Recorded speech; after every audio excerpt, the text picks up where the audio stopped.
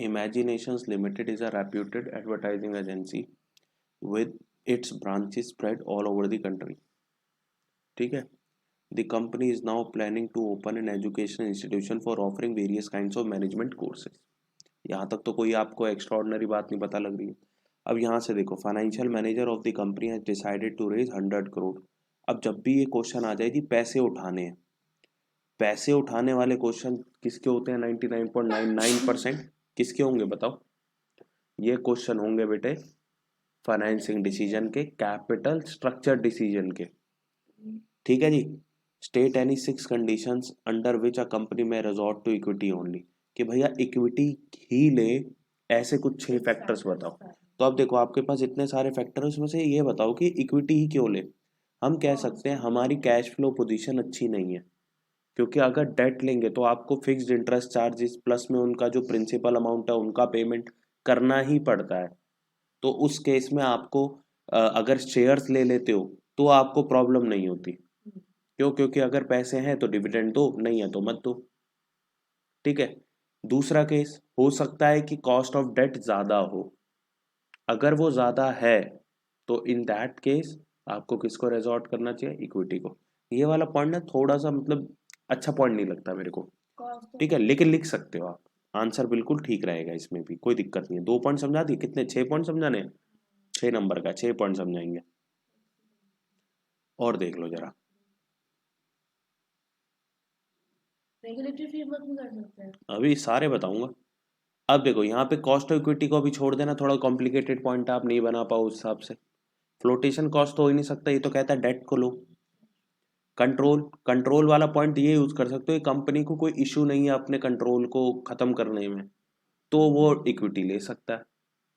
ठीक है जी. लेकिन यहाँ कहीं लिखा हुआ है कि कंपनी को कोई इशू है या नहीं है, तो अभी इस पॉइंट को इग्नोर करके चलो. आपको कोई पॉइंट ना याद आए तो लिख देना, बट ये उतना रेलिवेंट पॉइंट नहीं है, क्योंकि कंट्रोल बेसिकली हर कोई चाहेगा ही, मैक्सिमम लोग चाहेंगे यार कंट्रोल हमारे हाथ में हो. अब आरओआई, ये इंपॉर्टेंट है. आरओआई ऑफ द कंपनी में भी बहुत ज्यादा हो, आरओआई में भी ऑफ द कंपनी बहुत कम हो. अगर कम है तभी तो डेट नहीं लेना चाह रही, नहीं तो डेट ले लेती, अपनी शेयर होल्डर का फायदा कराती. हो सकता है आरओआई ऑफ द कंपनी में बी लेस या फिर मे बी लो. आरओआई लो है. अब अगला है स्टॉक मार्केट कंडीशन. बिल्कुल स्टॉक मार्केट कंडीशन कैसी होनी चाहिए? इक्विटी शेयर ही इशू करना चाह रही है, यानी बूम पीरियड है, इनको ज्यादा वैल्यूएशंस मिल सकती हैं. भाई 100 रुपए का शेयर इनके मान रहे हैं इशू करेंगे, 120 में भी बिक सकता है, इनको प्रीमियम मिल सकता है. ठीक है भाई. इंटरेस्ट कवरेज रेशियो में भी हाई हो, डेट इसलिए नहीं लेना चाह रहे. Debt service coverage ratio high हो, इसलिए नहीं लेना चाह रहे. अब देखो कितने सारे पॉइंट हो गए. फ्लेक्सिबिलिटी मान लेते हैं कंपनी की कम है, क्योंकि डेट पोटेंशियल अभी तक फुल हो चुका है, तो अभी उसको ईज आउट करने के लिए. टैक्स रेट मान लो कि बहुत कम है. हायर टैक्स रेट होता है तो हम डेट इशू करते हैं, क्योंकि interest is an tax deductible expense. But अभी टैक्स रेट अगर लो है तो तू क्या कर सकती है? तो डिविडेंड वाली आइटम इशू कर सकती है, टैक्स रेट तो वैसे ही कम है. ठीक है जी. इसके बाद रिस्क कंसिडरेशन. बिजनेस रिस्क थोड़ा ज्यादा होगा, क्योंकि डाइवर्सिफिकेशन कर रहे हैं, ग्रोथ, तो उस केस में भी इक्विटी लेके ही वो थोड़ा सा कंपनसेट करना चाहते हैं चीजों को. Hopefully I am clear 100%. कोई डाउट इसमें? टैक्स रेट वाला क्या है? बेटा देखो, टैक्स ईबीटीपीएस एनालिसिस करती है, उसके अंदर पहले टैक्स कटता है कि पहले मालिकों में बढ़ता है? अब टैक्स ज्यादा होगा, ये देख, पहले टैक्स कटता है, ठीक है, उसके बाद जो पैसा बचता है वो मालिकों में बढ़ता है. तो टैक्स अगर ज्यादा है तो आपका डिविडेंड कम आएगा ना, वैसे ही बंदों पे. और टैक्स रेट कम है तो डिविडेंड ज्यादा ज्यादा मिलेगा.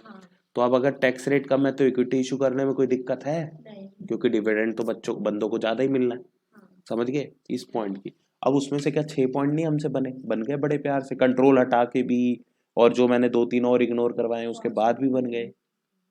ठीक है ना भाई? तो आप अपने बेस्ट वाले लिखो, जब ना समझ में लास्ट में 1-2 पॉइंट जो भी आपको लगाने हो वो आप अपने, लेकिन आपको लिखना किसके हिसाब से? ऐसा नहीं कि जो नोट्स में लिखा है कॉपी करा है. अब आपने लिखना है इस हिसाब से. ये केस स्टडीज इंपॉर्टेंट है, यहाँ आपका दिमाग लगेगा. ये वैल्यू है, आप क्या समझ रहे हो?